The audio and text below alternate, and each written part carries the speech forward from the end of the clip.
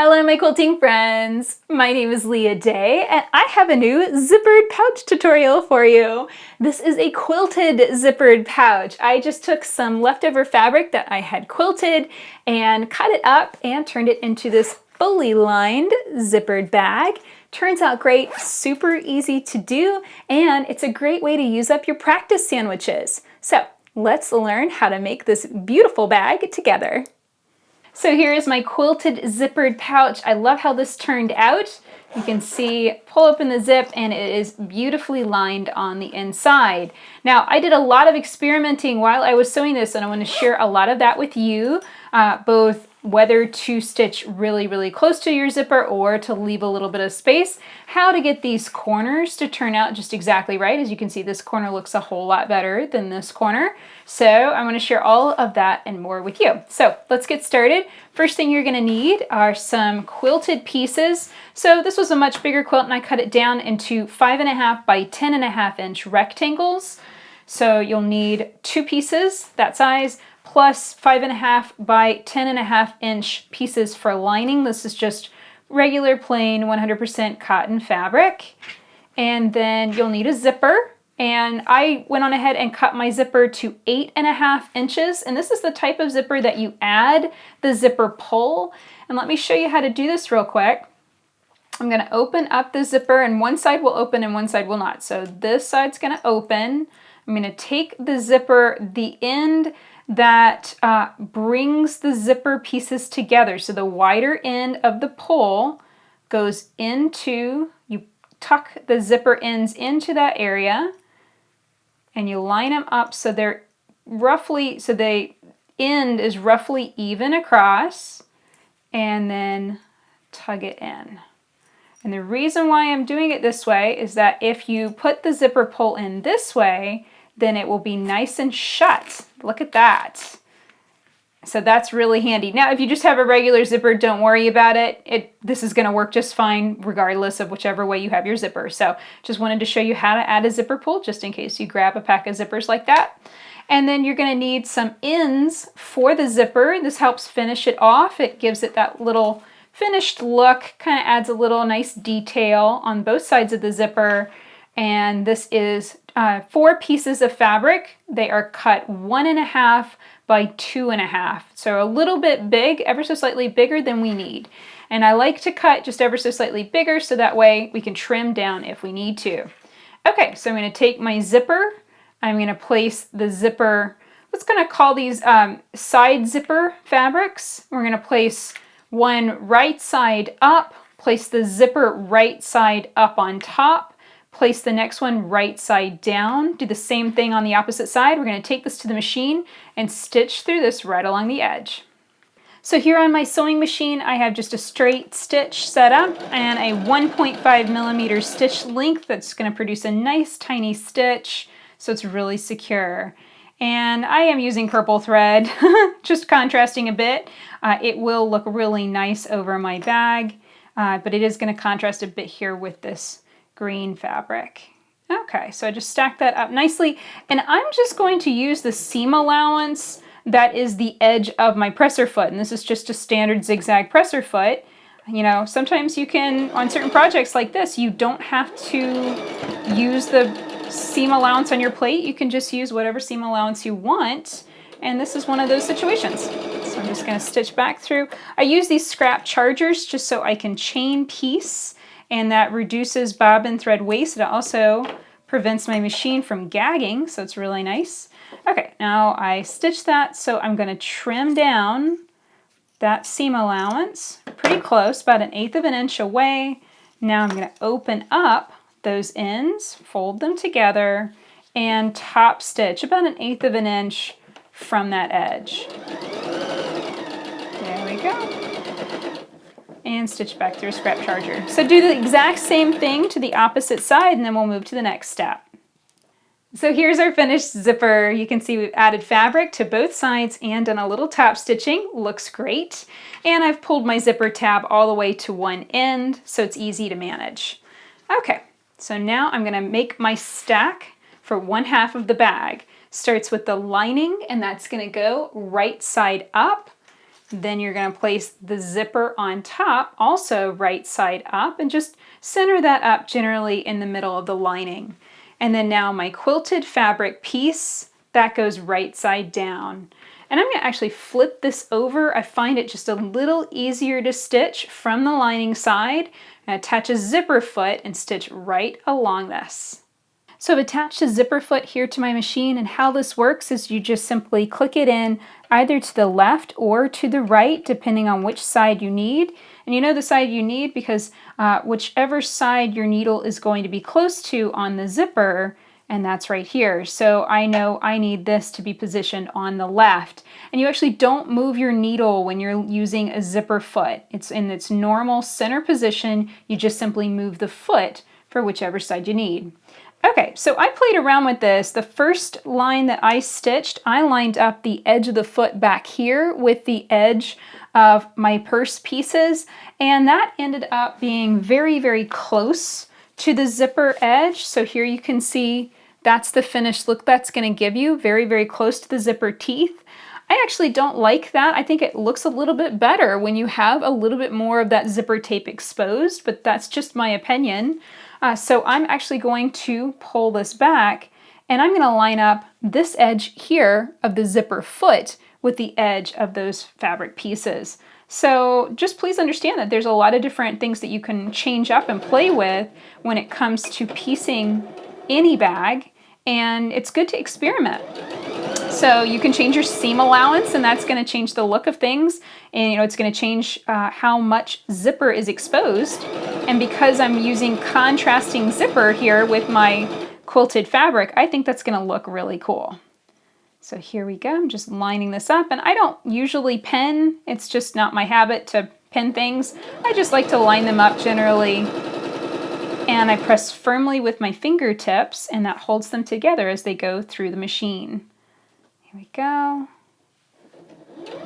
Now at some point you're going to have to stop and lift your foot and move your zipper pull. So I stop with the needle in the down position. Actually, you're going to need to lift the needle just a little bit so that way you can lift up the foot. And I'm going to pull back the lining here and grab a hold of the zipper pull and just gently tuck that back around the foot. I'm just basically open the zipper back that way. Now I'm going to realign my fabrics, drop that foot down. Don't forget to drop your foot or you won't have tension on your thread. And now keep on stitching. You go all the way to the end and then back stitch. So here's what this is going to look like once you get that seam stitched, and you can open it out and see what your bag is looking like. And you can see we've got a good bit of that tape exposed, and this is also going to show off those little contrasty bits here at the top. So for that reason, I like having that little bit more zipper tape exposed. Okay, so what's the next step? You want to give this a little press. I'm just finger pressing it here just to gently encourage those fabrics to lay down flat. And I'm going to take it back to the machine and do a top stitch. What that is basically just a decorative line of stitching about 1/8 of an inch from that fold. And it's a little bit more than just decorative in this situation. It's actually going to hold these fabrics down flat, and it's going to keep that lining especially from flipping up and getting caught in your zipper. So I'm going to close the zipper, take this back to the machine, and do some top stitching.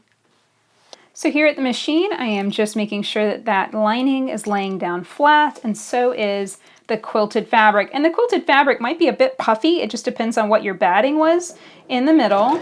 So, just kind of have to give it a little squish. Now, you might be wondering about how to line this up. What am I eyeballing? I'm eyeballing just keeping the edge of this foot about 1/8 of an inch away from that folded edge of the purple fabric. You could also put on an edge stitching foot if you wanted to, if you want to be really precise. But I find sometimes the zipper foot works just fine for this top stitching, and I just clicked it over to the other side so that way I could easily do this. And you can see I'm actually so far away from the zipper that I don't even have to move the pole. There we go. So there is half of our bag pieced together, looking beautiful. So from here, we're going to just do the exact same thing a second time. layer your lining piece right side up, place the bag right side up on top, and now we can line up the sides of the bag with the sides of that lining piece, and we're lining up the top edge of that zipper with the top edge of the lining there too. Then place the other quilted panel right side down. So you're going to take this to your machine, stitch along that top edge and top stitch it just exactly the same way. So here's what the bag looks like once you get the other side stitched on and top stitched. And now I'm going to trim off the sides just so they're nice and straight and even. So I'm just lining that right up. And it's okay if you lose even 1/4 inch. That's not a big deal. It's going to make your bag only a little bit smaller. Now I'm going to rotate this around and move my zipper pull. Open that out, and you can see my lining was just a little bit off, so over here I think I'm going to trim this up by about 1/8 inch. So there is our bag nicely trimmed up and ready to go. And I did want to add, you can do any size bag that you want using this method. Just simply change the size of your rectangles of quilted fabric and change the size of your lining, so that way they're exactly the same size and it's going to work out every time. And actually, now that I'm flipped this over, I see my lining's not lining up over here, so I need to trim this side again. So you want to double check that on both sides, that your lining and your quilted piece are exactly the same size. And it's okay, like I said, if you lose 1/4 inch off either side, it's no big deal. There we go. Okay, so now we're going to flip out the bag. So what we're going to do is take the lining and place that right sides together, and take the quilted side and place that right sides together. So this is the part where things can get a little tricky, and this is what's going to ultimately determine how your finished corners look, whether they look nice and boxed out or they look a little demented. So here's the key to that. What you want to do is pick up the bag and take a look at it, and you've got the little bit of fabric on either side of the zipper. So here's the fabric that I attached the zipper first, and then we've got the seam allowance here from attaching the sides to the bag. What I want to do is squish all of that down towards the lining.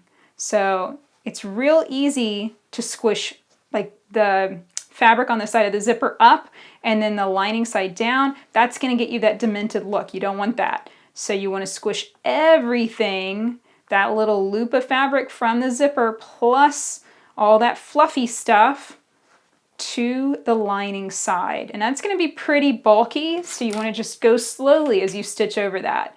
Now I'm going to place a clip to one side, and I'm going to place a clip right on top of it just to squish everything down. And the reason why this feels a little tricky and a little unnatural is because we've top stitched and we've kind of encouraged the fabric to go towards the quilted side, to go towards the front. So it's not wanting to be pushed towards the lining side. So this is one of those situations where you just kind of have to force it into place and make it do what you want. So I think it really helps to clip on the side of the nice thick quilted fabric and then really squish that side down towards the lining and place another clip right on top of all of that. There we go. Okay, so now the plan for stitching this, we are going to start on the side of the lining. We're going to leave open a good 3-inch size section. So I'm going to start right here, back stitch, go all the way around the bag, being careful as I stitch over the zipper area. And then I'm going to stop about right here and back stitch again. So let's take it to the machine and finish our bag. So I'm going to start stitching and back stitch, and then start stitching around. And I'm just using the edge of my zigzag foot here as a guide. So it's about a 3/8 inch seam allowance. If you wanted to go up to 1/2 inch seam allowance, you could, or 1/4 inch seam allowance. It's totally up to you. I overshot that, so I'm going to back up one stitch, turn that corner. I'm coming up on this seam, this big bulky seam, so I'm going to go on ahead and kind of squish around on that, make sure it's nice and flat. Put my foot down as I stitch through that lining. There we go. Okay, So I just want to hit all of this at once. So I'm going to take out my clips and make sure everything is nicely laying as flat as it possibly can. And stitch right up to it. Now you might have to lift your foot and kind of take one stitch at a time. And sometimes I'll even take a back hold on the bag right here in the lining, and I'm just kind of giving it a little tug, you know? There we go. So just one stitch at a time.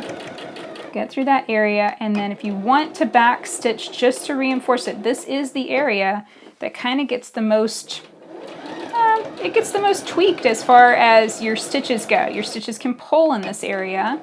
I like to back stitch especially right on the corner of the quilted section because that's going to be really visible. Okay, so now I'm lining up the edges of the bag all the way down, and I'm just going to stitch all the way around just exactly the same way. Now I'm coming back around to the opposite side, and I want to talk through that. So I'm going to remove those clips. And it's really this area, this little bit of quilted bag right before you hit the zipper that really gets the most push and pull on the seam. So that's the area that I really like to make sure that I back stitch. So I'm going to come right up on that bulky part and hit my back stitch button, just to be sure that that area is double reinforced and locked together. And then just take it one stitch at a time. If your machine gets a little, it starts to run just a little bit loud as it hits all of these seams and all of that fabric, just go slow, one stitch at a time. There we go. And now down and around, and don't forget to leave yourself about 2 to 3 inches of space to turn your bag the right side out. You definitely don't want to fight with it as you're turning it right side out.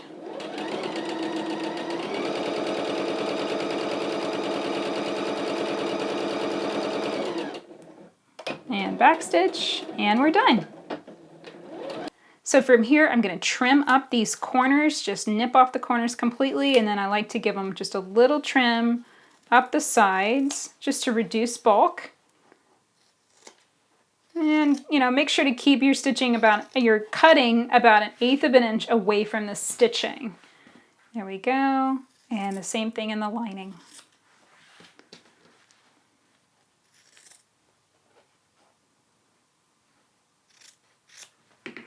There we go. Okay, so this is the thing that I love the best about making these bags. Oops, and I realized I just made a catastrophic error.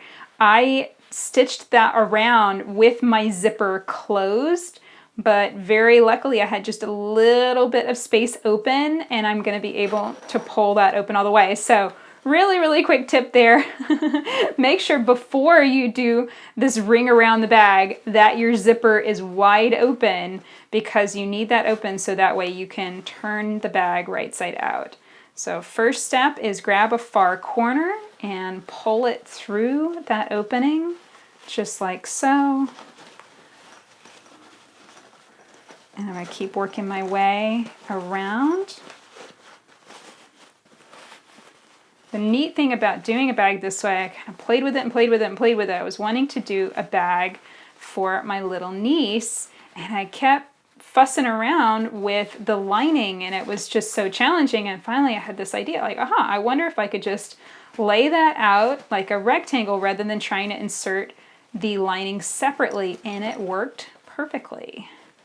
So here we go. Now turn that opposite corner out.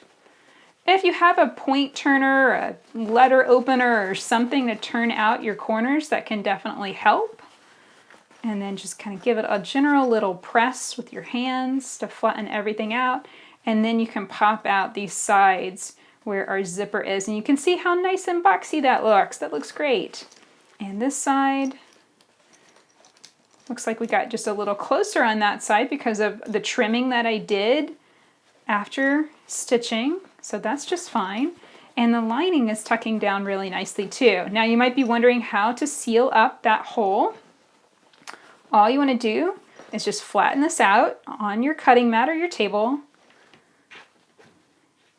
and just gently press that lining into the bag, and you'll see you have the stitching beginning and end. Well, that's going to be kind of a guide for how it should be folded.